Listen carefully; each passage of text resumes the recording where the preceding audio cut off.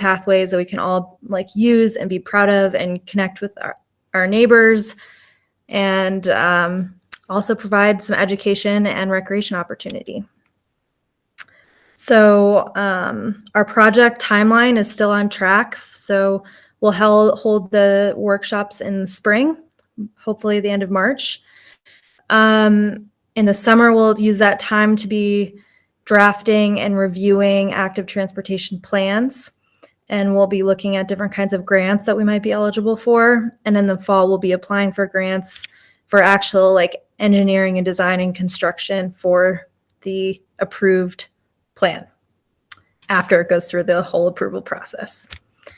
So that is the update. I tried to keep it short to the bullet points, but I really want to just appreciate everyone on the Active Transportation Advisory Committee. We've been meeting weekly at 1 p.m. on Wednesdays if anyone wants to join. And they've just really put a lot into those weekly meetings. So Luann, did you want to say something? Yeah, just back to your workshop things. You froze for just a minute, and we got the second part with the Bluff community and the part with the government officials. But I think what we didn't hear was the part with the school and any that you had with the school. Sure. So I've been working with the principal at Bluff Elementary to Barbara Silversmith to solidify what a date would look like so that we can make it really easy for kids and parents to give feedback to this project. So we decided it would be best to have like an afternoon session with the kids and parents, probably like 2 to 3 with the kids at the end of the day. And Bike Utah would combine that with some kind of bike safety workshop. And then from 3 to 4, offer space for parents to give feedback and participate in a workshop, just so that we're making sure everybody has the opportunity to give feedback. So council, does anybody have a question for Molly or?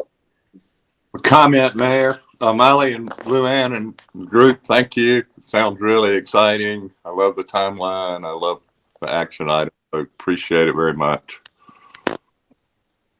Yeah, I want to express some appreciation also for Molly. I think she's carried this forward really well, and doing, this with this kind of work, this is going to lead to something really, really positive for Bluff from what I've seen. So thank you very much.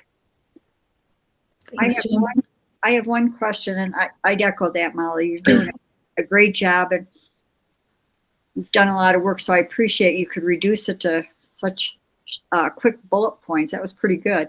The question I have, though, relates to Bike Utah's request to have a separate group. Mm-hmm. Structurally, what I'm trying to figure out is if the Active Transportation Advisory Committee reports to the council, who does this other group that Bike Utah wants to put together report to? Does that group report to Bike Utah, so it's totally separate from the town? Yeah, I can ask that question to Chris, how he's used this group in the past. I think this group can still have like a town official as part of it, and maybe someone from the Active Transportation as part of the group, but it's really supposed to serve as kind of a group to bounce ideas off and give feedback about the drafts. I don't think it needs to, I still think through the draft process, we will still have to approve the final draft of the plan. So it's more like people to continue to help brainstorm what's being included in the plan. Seems like a focus group. Exactly. Thanks, Jim. Okay. I just want to be sure that we're not layering too many committees that the town council has to have report to them on the same project. I don't think this group is going to have decision-making power or capability.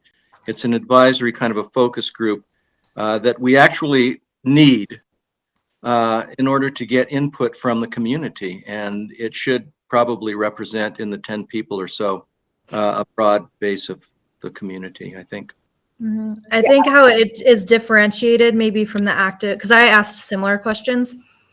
How it's differentiated from, say, the active transportation committee is that we're really like the organizing committee that is bringing information to you all and getting approval to plan like a workshop and to make sure that we're applying for grants and researching.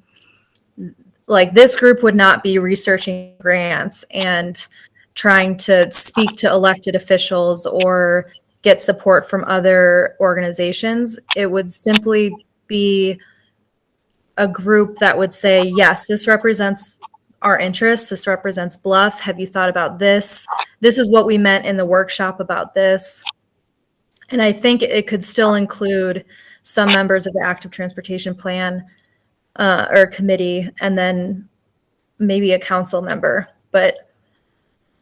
And one way to kind of reduce like too much overlapping would maybe to substitute that weekly or that monthly meeting and take away like an active transportation committee meeting that week, so that we're not like putting too much layers into this. But if you have further questions, Chris offered to talk to whoever he wanted more information. It's a little bit of a safety valve too for feedback too, and I like that idea of having that group. I think it sounds like a good idea to me. I'm not disagreeing with the concept at all. I'm trying to figure out how it fits in and how that group and that feedback is separate or different from the community meetings that you're be holding. I'll just wait for you to clarify a little bit more of it with Chris, and it sounds great, and I like the mission statement, so thank you. Yeah, and I can bring that question to him, and I'm sure he'd be happy to elaborate. Other questions, thoughts? Okay, thank you, Molly. That was great. Thanks, everyone. Thanks a lot. Yeah, thanks, Molly. Then we're going to move to number 2, which is discussion and vote on Judy Lyman's petition to disconnect the 640 acres from the town of Bluff. And I just need to get my notes here.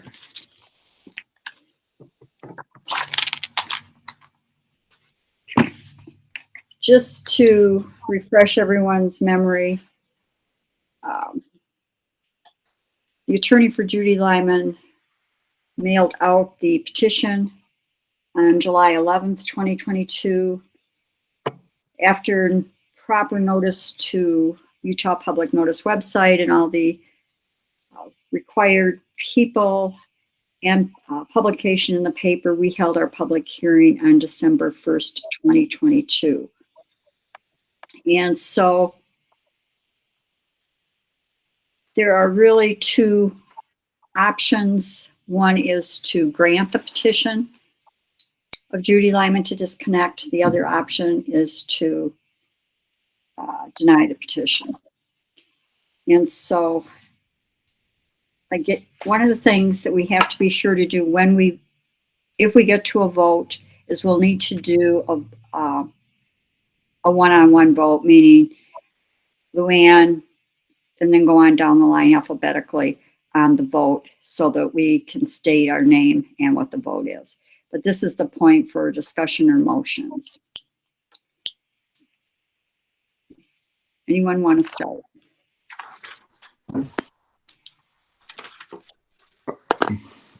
Mayor, I'll start. I'm against the disconnect. It clearly creates an island, and that area is important for the future of Bluff. So I'm against the disconnect.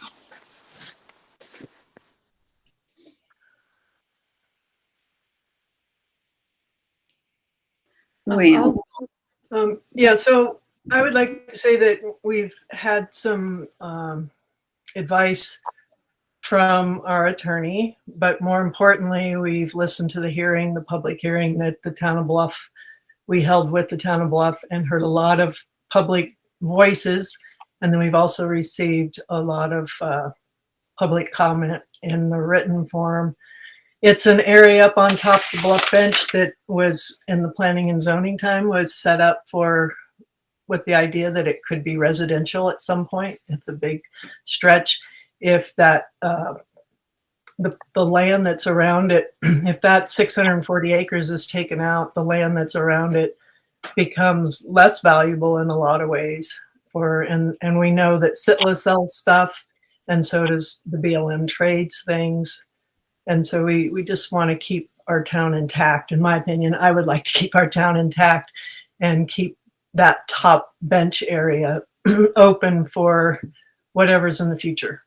I'm picturing residential, but we just need to keep it part of our town. So I would vote no when it's time.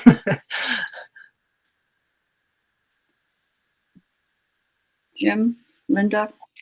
I agree with what has been said so far, and it's been well said, so I'll just go with those words.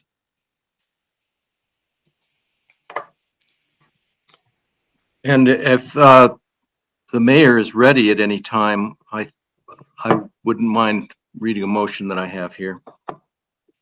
Let me see if Linda has anything that she wants to say, and I have a couple quick things.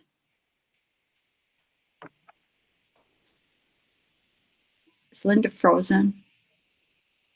I don't know. Can you hear us, Linda?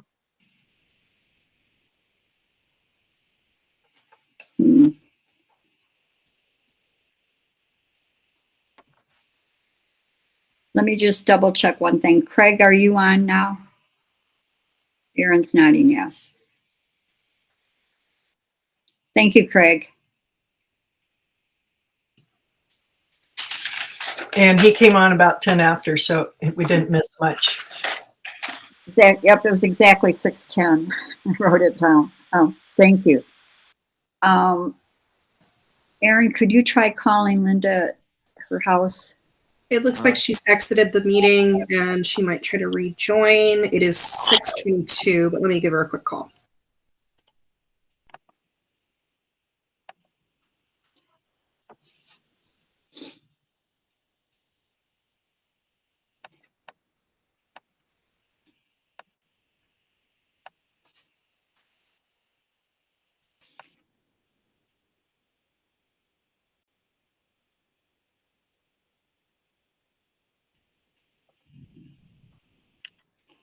So while we're waiting for Linda to jump back on, I'm sure the recorder's running and we have Craig on. So in order not to stall things, I think there are several comments that I'd like to make.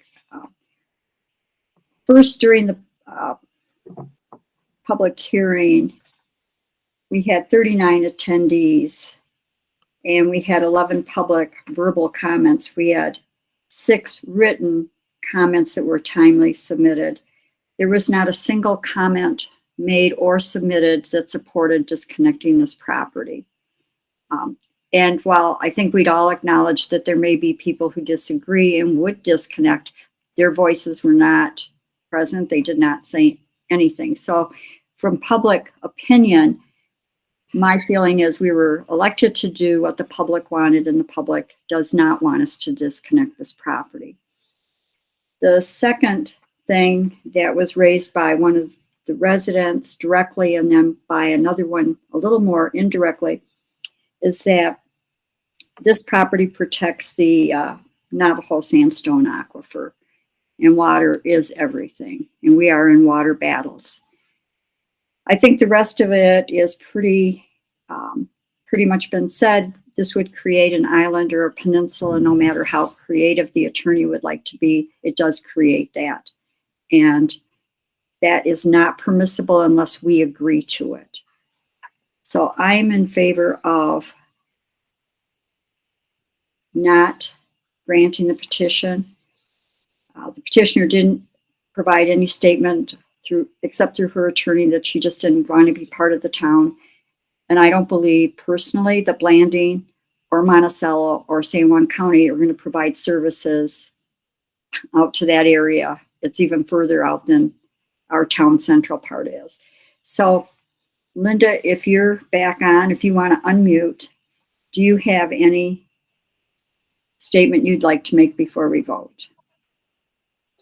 Yes, and I did miss a section of that because my internet went down,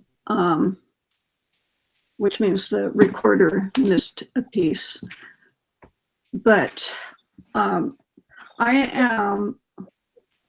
am against the disconnect.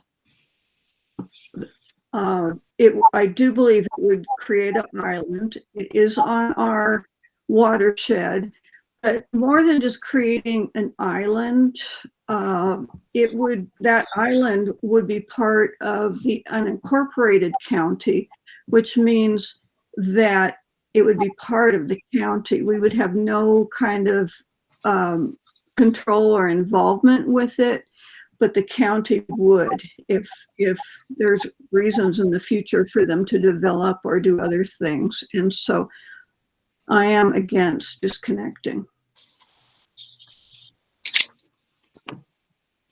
Anyone else from the council wish to add to this? And Linda, just so you know, Craig was on as of 6:10, so he picked up everything that you might have missed. Oh, great. Okay. So, Jim, I think you said you had a motion that you had wanted to make. I do, and if we're ready for it, I'll read it here. I've got it. Go ahead. Based on the information in the staff report and the public testimony on December 1st, 2022, I move that the Bluff Town Council reject the disconnection petition as requested by Judy F. Lyman for the real property described as T40S South, R22 East, S16, and that the council adopt a resolution denying disconnection. That's my motion. Second, Mayor. Any further discussion? I would just like to say that that was another thing besides the attorney and the public comment, that the staff report was very well done and pulled all of the points together and was very clear and very thorough. Thanks, Lou. That's a good comment. Then hearing no other response from the council, then we'll do this in order of alphabetizing. So sorry, Lou, you have to go first. Yeah. Okay, Mayor. it's- A yes vote is to not disconnect. Is that what we're saying here? The motion is to not disconnect. All righty. Wanted to clarify. Thank you. Yes, to deny the petition to disconnect. Luann. Okay, I'm Luann Hook, and I deny the disconnection request. So Luann registers as yes, granting Jim's motion. Yes to the motion, yes. All right, Brant, you're next. I vote yes to deny the motion. Right, to deny the petition to disconnect. Not to not deny the petition. Thank you. So Technically, you're saying do not disconnect. do not disconnect. All right, then Jim, I vote aye. Do not disconnect. Linda, Yes to the motion. so that was Linda Sosa and Lebanon, yes to the motion, do not disconnect. Anyone opposed? The ayes have it unanimously. The second part of this then is if we disconnected, the process would be that our attorney would draft an ordinance which would have been based on what we decided tonight factually or supportive argument. Then there's also the issue of the survey that had to be redone. So we don't have a draft ordinance. We wouldn't have had that until next week to vote on. But everyone has a draft resolution. The resolution is denying a petition for municipal disconnection of lands located within the town described as Township 40 South, Range 22 East, Section 16. The town makes the following findings in support of this resolution. On number 1, on July 14th, 2022, Judy F. Lyman, petitioner, submitted a petition to the town of Bluff, the town seeking the disconnection of certain lands she owns from the municipal boundaries of the town.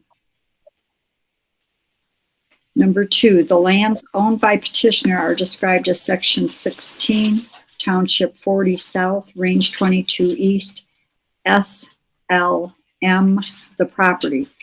The property is entirely within the municipal boundaries of the town. The petition contained an incorrect legal description of the subject property, identifying it as T36S R22E S16. 3. A public hearing was held on December 1st, 2022, at which time the town council heard testimony from staff, the petitioner's counsel, and members of the public. On January 10, 2023, the town considered the matter. 4. The property is undeveloped land totaling 640 acres and located generally in an area known as the Bluff Bench. The property is served by an existing town Class C road. The property constitutes 2.7% of the lands within the town and 16.2% of the privately owned lands within the town. The property is surrounded on all sides by lands owned by the School and Institutional Trust Lands Administration, SITLA, and the Bureau of Land Management, BLM. It is the town's policy to assert its municipal jurisdiction and to engage in intergovernmental dialogue and agreements with respect to all public lands within the town, particularly when those lands are developed.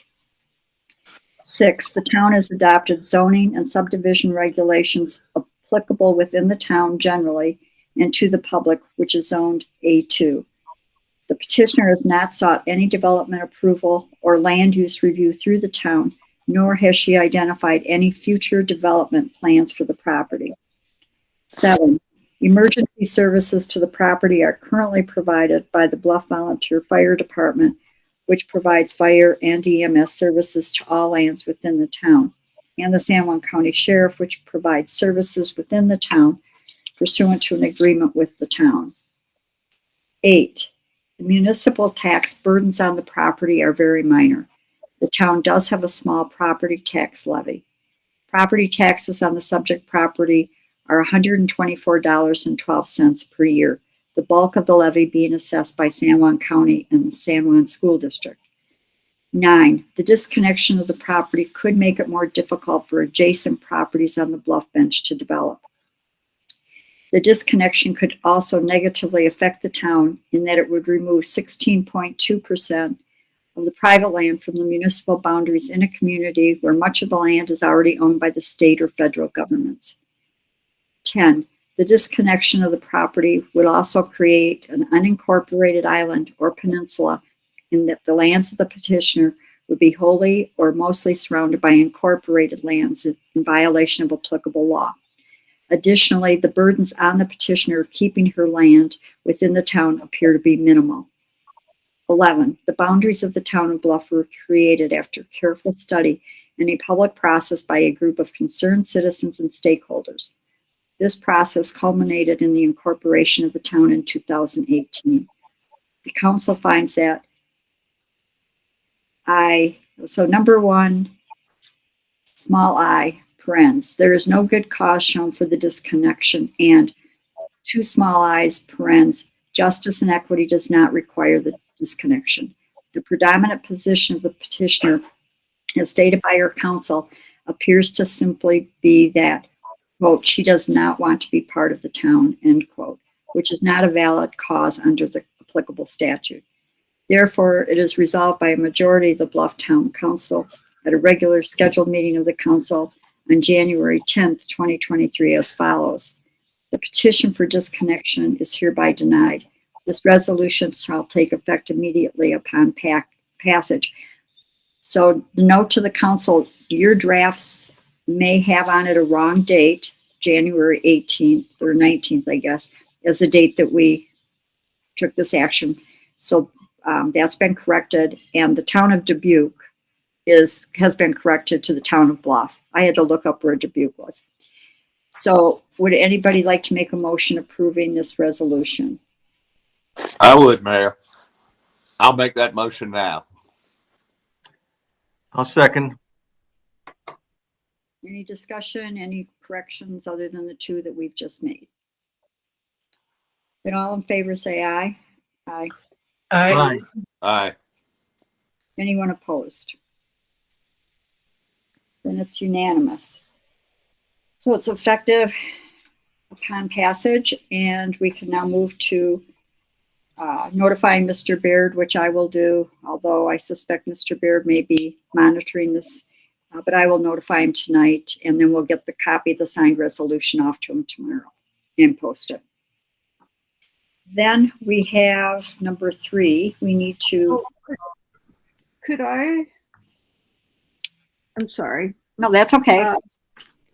Okay. I am really embarrassed to say that when my internet went down, I turned off the recorder. I did not get the vote. I think it might be appropriate for us to do the vote again. I am really sorry that that this happened. Those I- things are going to happen. So let's just go down the line. Luann, what was your vote? I voted yes to the motion. And Brant, I voted yes to the motion. Jim, I voted yes to the motion. Linda, I voted yes to the motion. I voted yes to the motion. There was no one opposing it, since the 5 of us all voted yes and no one chimed up in the opposition. It's unanimous. We've approved the resolution. We have our AV technician doing YouTube, so I don't believe there's any problem as long as our minutes reflect what we did adequately, and I signed the resolution, which I'll do tomorrow. So thank you. Great job, council, and our folks. Appreciate all the hard work on this. I appreciate too all the public comment we got. So thank you everyone for participating. Number 3, we have to do our usual start of the year ordinance establishing time and place for holding regular meetings. And so we had previously voted on the dates. So we've got those dates approved. I think we did that in the middle of December. And so this is that starting today until modified or changed, we would be meeting on the first 3 Tuesdays of every month at the community center, but I added in the information about Google Meet and the phone call in and the YouTube channel. And this would be effective upon passage. Mayor, motion to approve that schedule as presented, although I'm still at 2 meeting a month guy. Whenever we get ready for 2 meetings a month, I'll be ready for that. But I'll make this motion. Is there a second to the motion to approve this ordinance? Second. Any further discussion or questions? I just have one clarification on the community center portion of it. How do we word that to where people know that we're not actually there? It says, the last part of this says, meetings shall continue to be held virtually. Okay, very good. Thank you. You're welcome. And yeah, that's a good point. We had a little confusion with some of the folks at the fort on a meeting. And so it might be a good idea for us to create a little sign that goes there until we start meeting in person in the building. So letting people know that they can go online. Thanks, Lou, for that. So if there's no further discussion, all in favor say aye. Aye. Aye. Aye. Aye. Anyone opposed?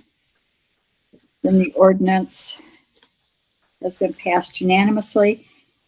We need to move to 4, which is every year we have to approve vote and approve a mayor pro tem. Right now, that's Jim.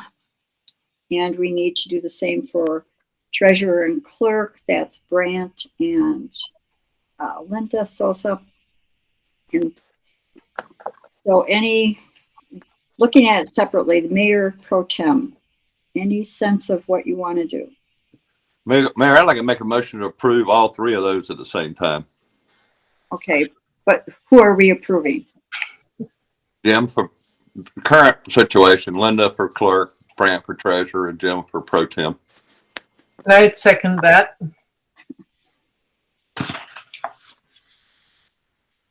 Any further discussion? Thank you so much for the confidence that you put in me, invest in me. Well, it seems like it's working real well, and I would like it just to continue as it is to keep the system in place. Especially when I don't have to do anything. That's the best part. Well, you've got the most experience. Well, maybe not the most. Brant's had some too, but you've got the experience, and you've been doing just fine. And the same goes for Linda, and the same goes for Brant. I think it's good just to keep it all going. Don't worry, Jim. I'd be happy to step back if you'd like to take on more duties. No, I'm very experienced at doing nothing. Then all in favor, say aye to having Jim Aye. remain mayor pro tem, Brant as treasurer, and Linda as clerk. All right. Aye. Aye. Anyone opposed? It's unanimous. Number 5, update on the Bluff Town Council work session held January 6th, 2023.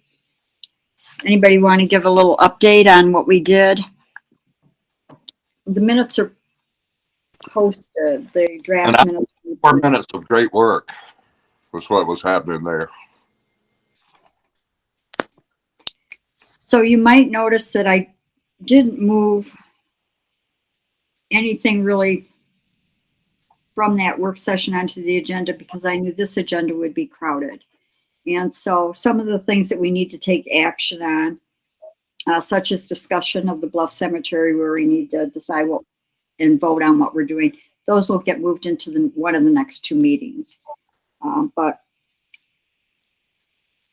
I'm just looking. Does anybody have a specific comment at all on what we discussed, or anything you want to put out there other than listen to the audio or read the minutes? So the only thing then that I'd say is number 7, we talked about designation of an emergency manager.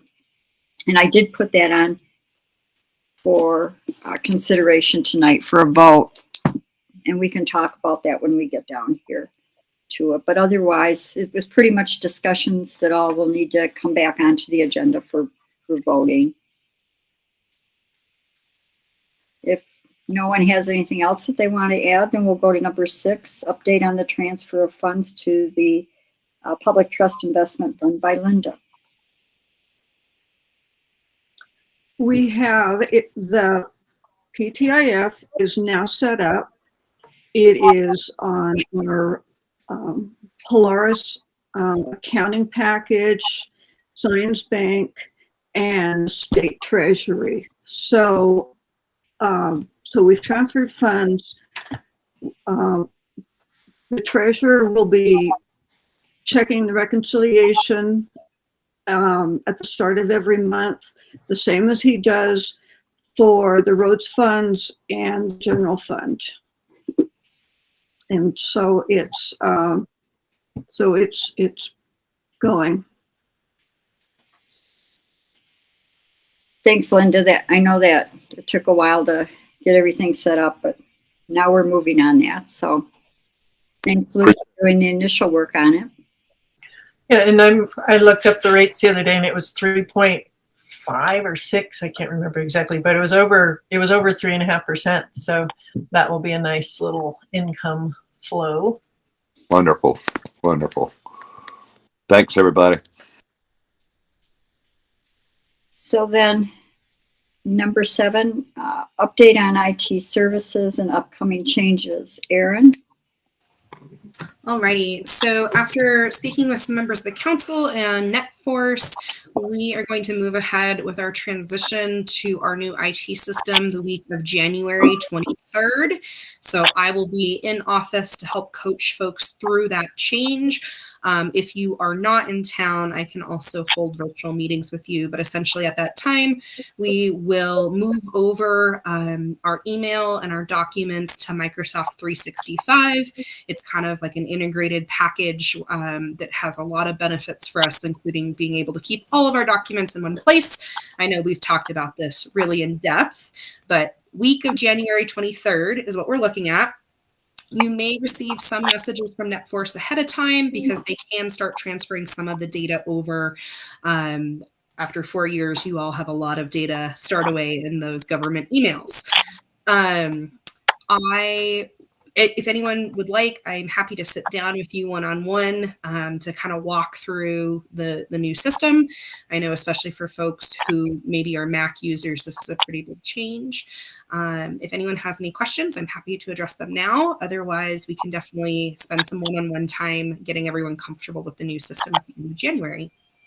Are we going to have the software, the Word and so forth on our computers? Yes, all of that will get installed as well as like a shared drive. So we will definitely walk you through all those folders. But yes, you will have the entire Microsoft suite.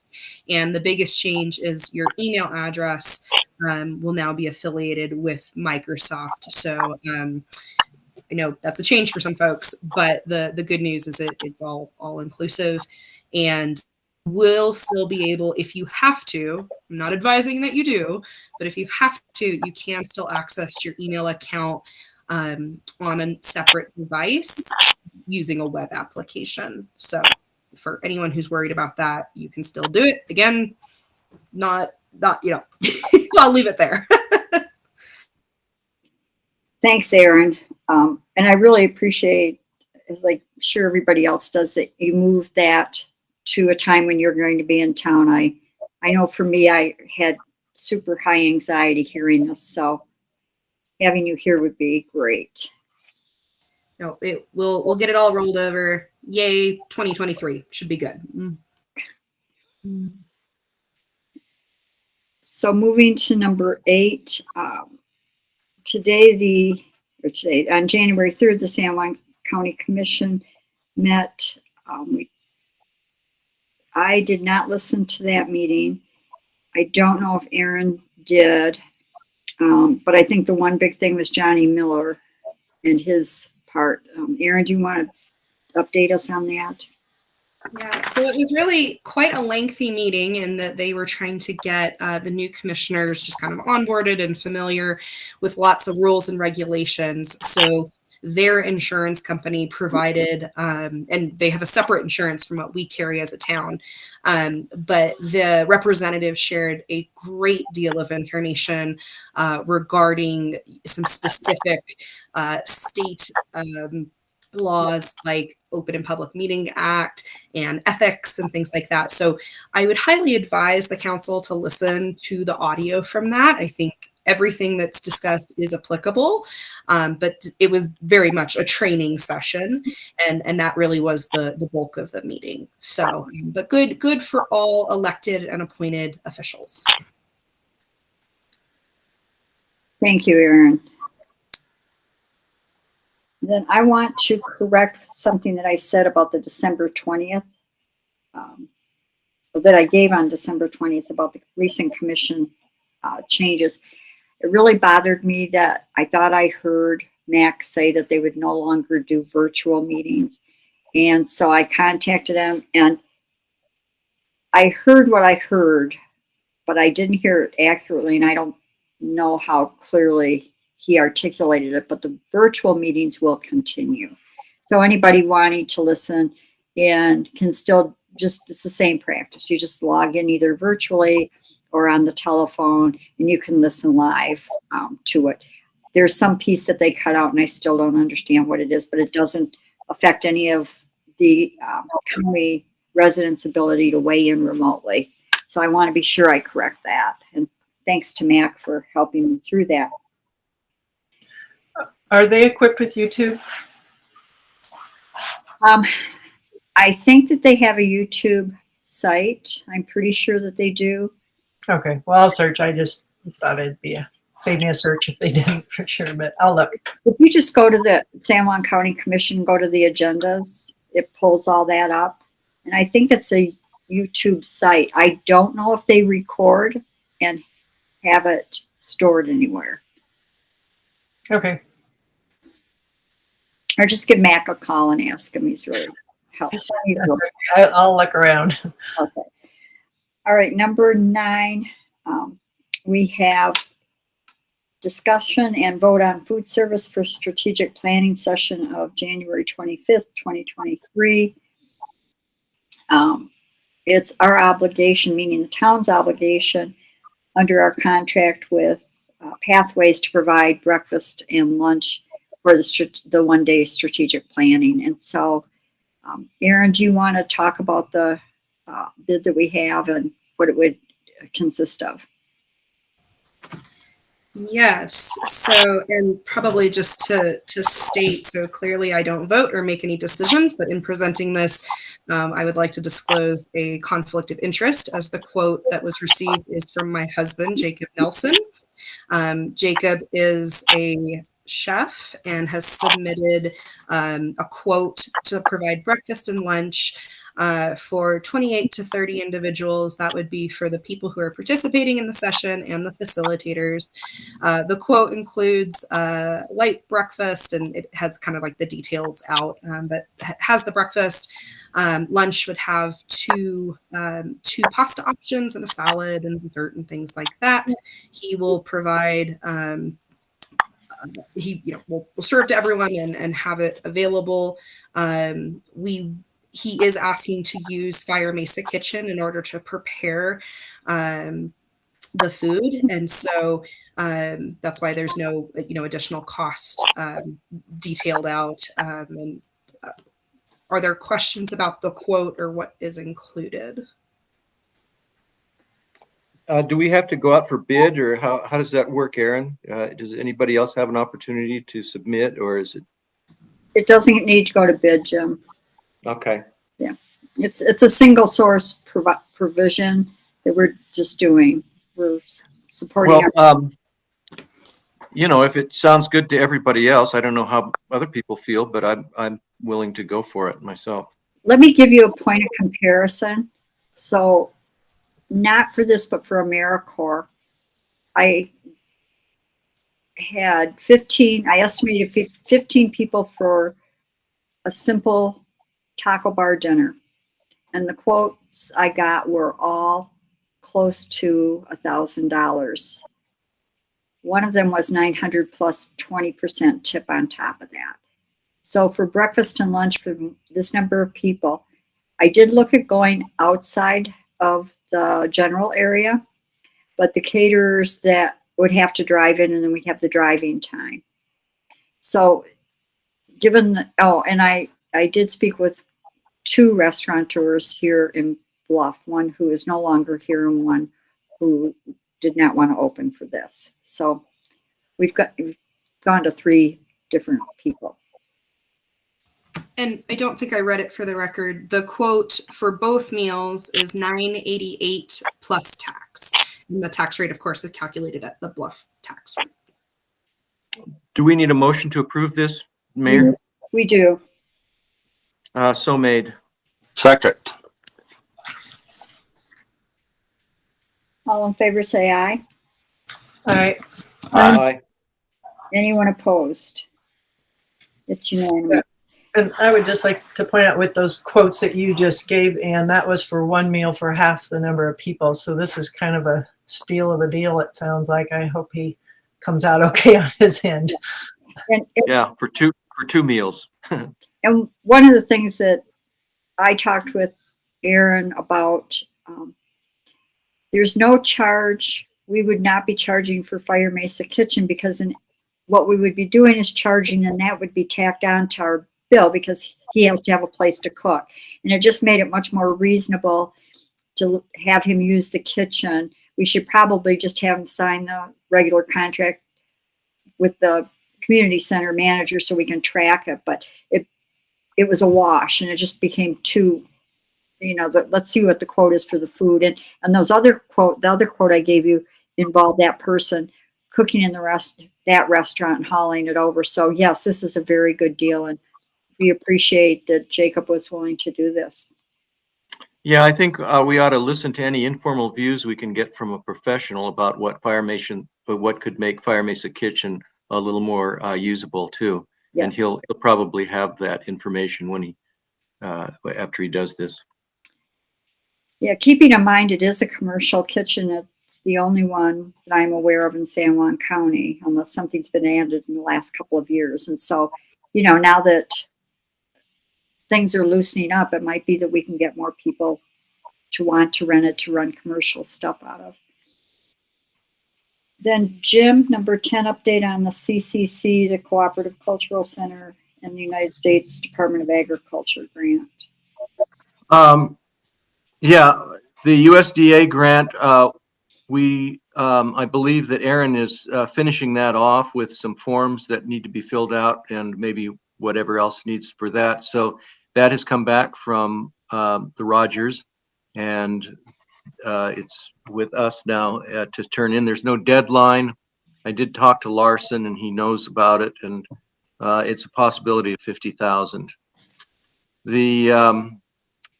There's nothing with ECLS. I am working on a NEH grant that's due day after tomorrow.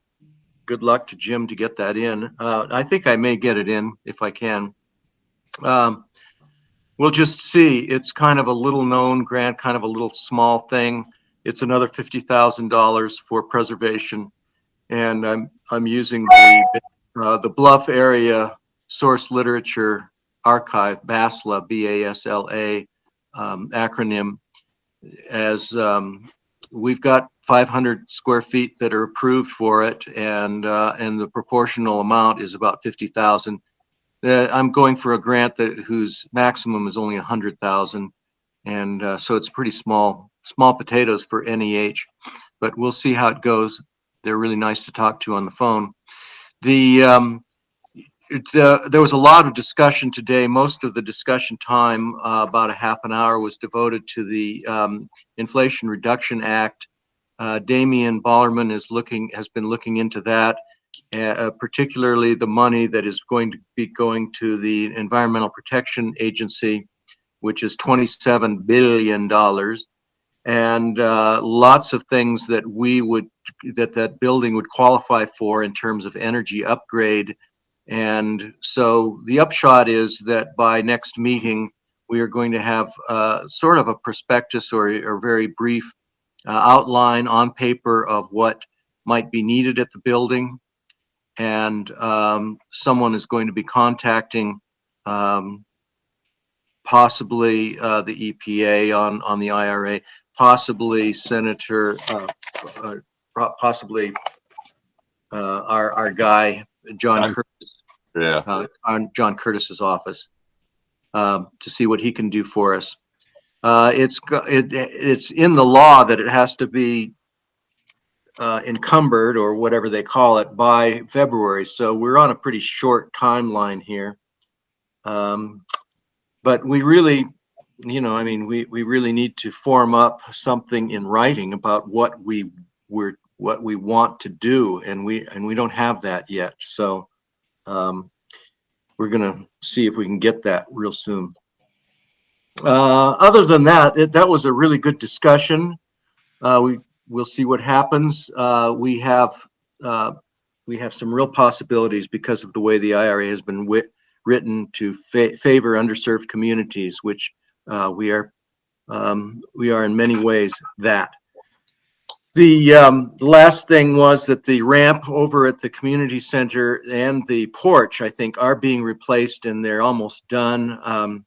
The old one was just rotten. It's amazing that it didn't collapse when we were putting food in there and stuff.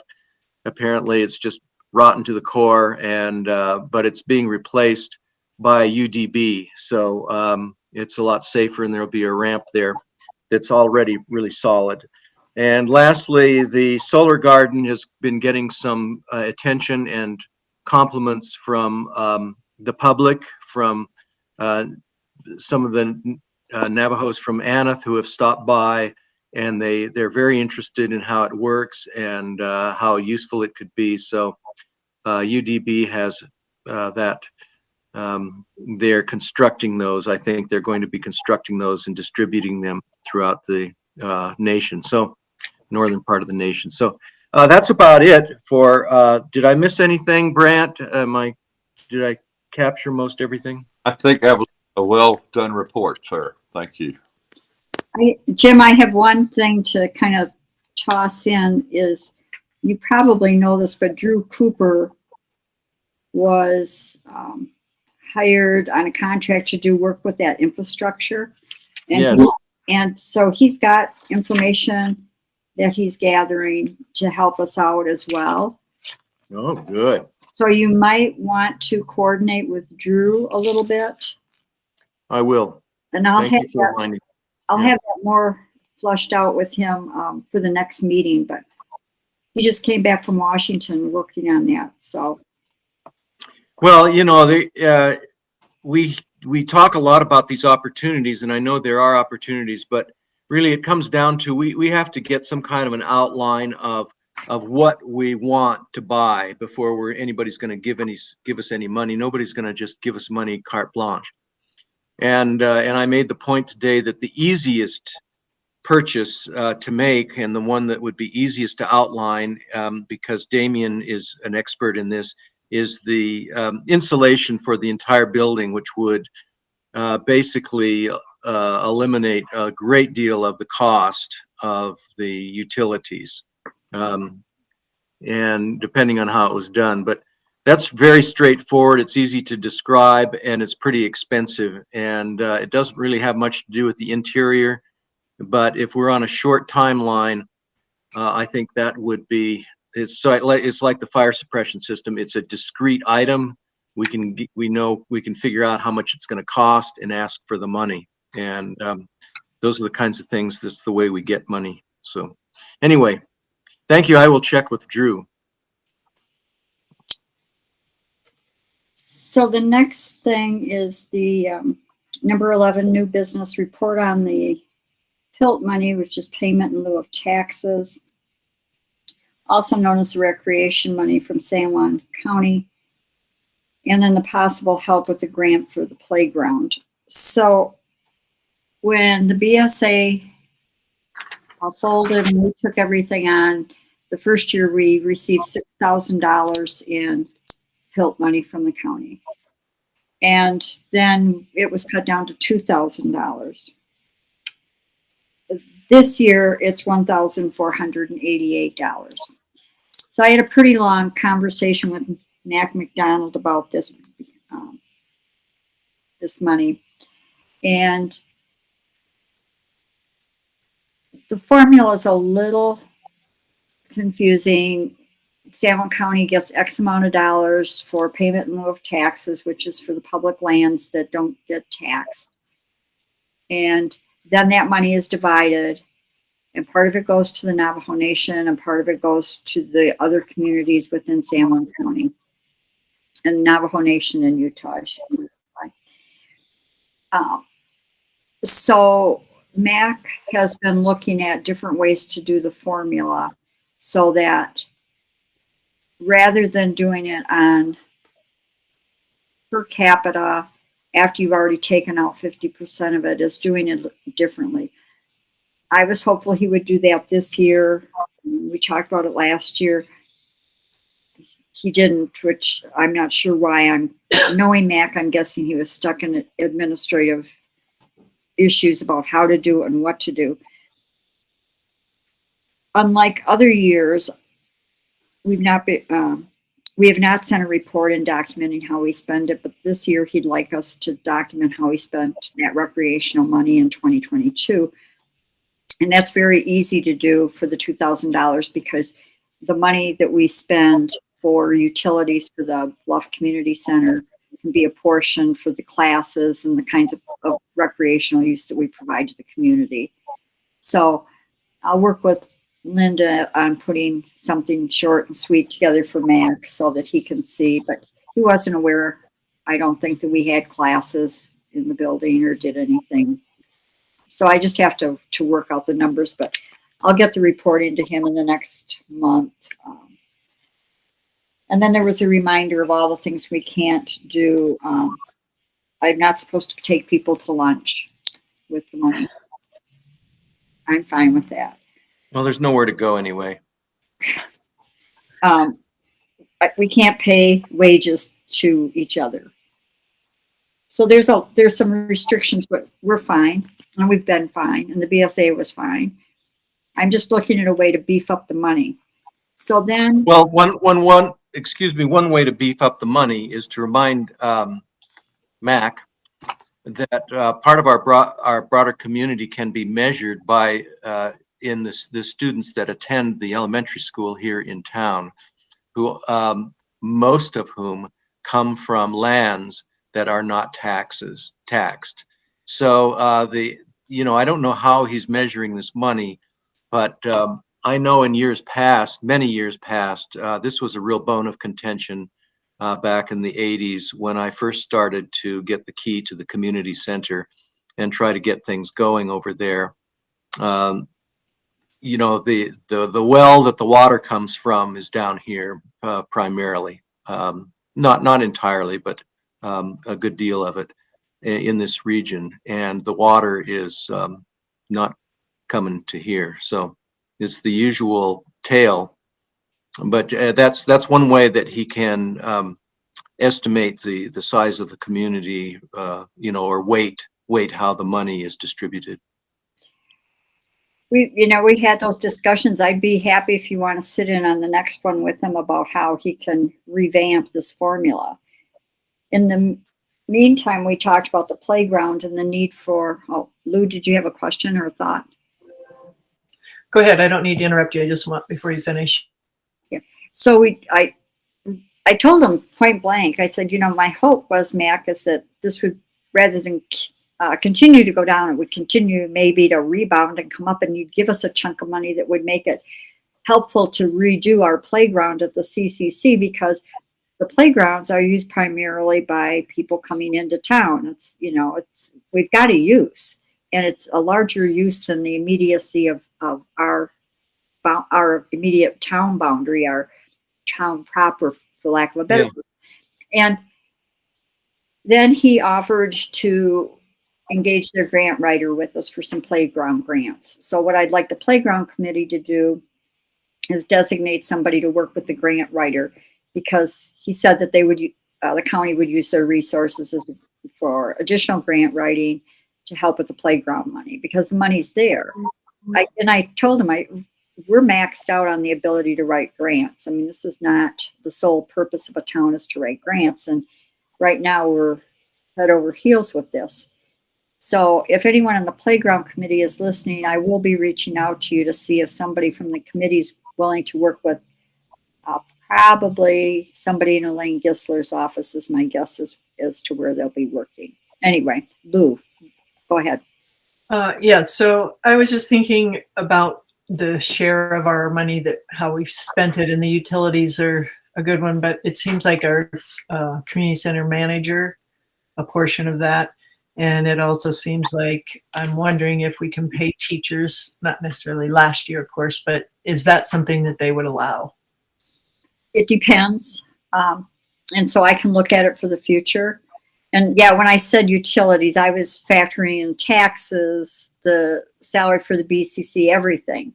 It would be very easy for us to hit that $2,000 mark for what we got last year. That's not a problem. And so I'll be looking at it globally. I'm just a little frustrated with the fact that the money keeps going down and the needs keep increasing. And yeah. The playground is a great idea, but I'm also wondering if maybe the Design Build Bluff, the Yes Tomorrow group, could maybe help with some of that grant writing, and maybe their students could design and install as one of their projects. I don't know if they do playground equipment or just the little stands around it. But anyway, something that maybe we ought to check into. Yeah, you know, to me, if there's a playground committee at this point, I'd like them to carry the ball a little bit on it. I really, they're much more in touch with what a 3-year-old or a 5-year-old needs than looking at the ages of us. You know, and I just think it's, yeah. But thank you. I will definitely put a bug in their ear. I think the next one is number 12, report by the road committee regarding the cattle guard work. Lou, why don't you go ahead and give us a brief description on where that went? Yeah, so within our town boundaries, we have some grazing allotments mostly up on the bench, but also out by the airport. We just have one rancher that brings cows down here, but we're in touch with him now. We know who he is, so if there's any problem, there'll be some bulls out at the airport, and there'll be some cows up on the west side of 191 up by the power plant. That's not the power of the transfer station. Anyway, so that part was good, but he was called by the sheriff's office because some cows were out on the highway, and they were out. So the cattle guard that we're talking about is if you go out past the mission, like you're going to Montezuma Creek, take a left and go around on the Bluff bench. Right at the end of that little spur of pavement there, it shoots straight north on a dirt road that heads towards Recapture Wash, Recapture Pocket. There's a cattle guard right there, and it was full. So they were a few, not the whole group, but a few went out and over and were out on the road. So the sheriff called him, he called the county told him that it was actually Bluff's responsibility. They called Michael, and then I got involved. So it's been all cleaned out, and the road has been sort of tapered so that the water goes off instead of right into the cattle guard, and it now goes around it, and it looks beautiful. Steve Helgerson Management, he went out and did it when we discovered that we needed that to keep the cows off. There were 2 highways there, 162 and then the Bluff Bench. Both are high-speed paved roads that we didn't want cows out on for people's purposes and the animals. But he did a great job. It had to dig down about, I should have measured it, but it's somewhere around the neighborhood of 2 feet, 2.5 feet maybe down, and then, you know, 10 or so feet wide and 6 feet across, something like that. So it's a lot of dirt, a lot of sand that's gone in, and they last about 15 to 20 years as long as they're not running straight into them. But that is all fixed up, and we'll just remember to put that on our checklist to make sure that all the other ones look good. I went and looked at all the rest of them, but I suppose we should have a little map so that future road departments can spot all of the cattle guards and make sure they're cleaned out. Thanks, Lou. You are welcome. So, Aaron. If you all don't mind, Lou, I'm hearing that, you know, once they're cleaned out, they last quite a long time, but I think it would make sense to add this to our annual evaluation when we look at like culverts and things like that. Does that make sense? Excellent. Yeah, perfect. Yeah. Thank you. And actually, that's kind of the culverts, the cattle guards, and the signs. Those could all be done at the same time. And I know that Michael Havocan has really wanted to get a comprehensive roadmap, so that might be something when Michael's back in town we can get back on and look at, and then future road departments can look at it and know what they're talking about for where those guards are. Yeah, and that would be where we could bump ahead in the technology a little bit, do a Google Earth map, and then we can use different color codes, sort of like that possible hard surface sidewalk bike path map that has different colors for different types of roads, and we could mark the cattle guards, we could mark the signs, but it would take a minute.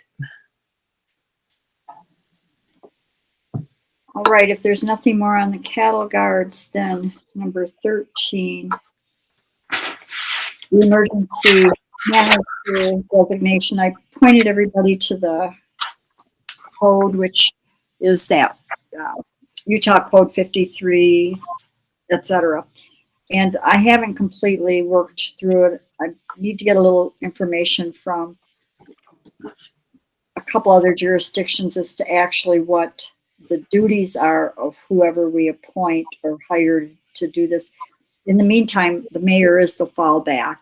And so I'm hoping to get on that this week and get that back onto the agenda for a discussion as to who would be appropriate. But it's been me, which I've known, but now we need to name a person to get it on the state site. So I'd like to be able to have a 2-page description of what kind of duties the person has, not just what my guess is after culling through it.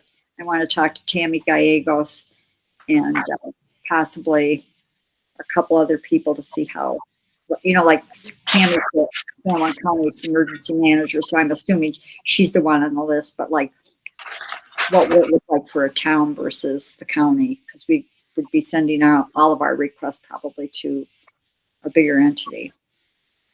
So that'll be hopefully on next week's. And are you finished for a second? I just wanted to.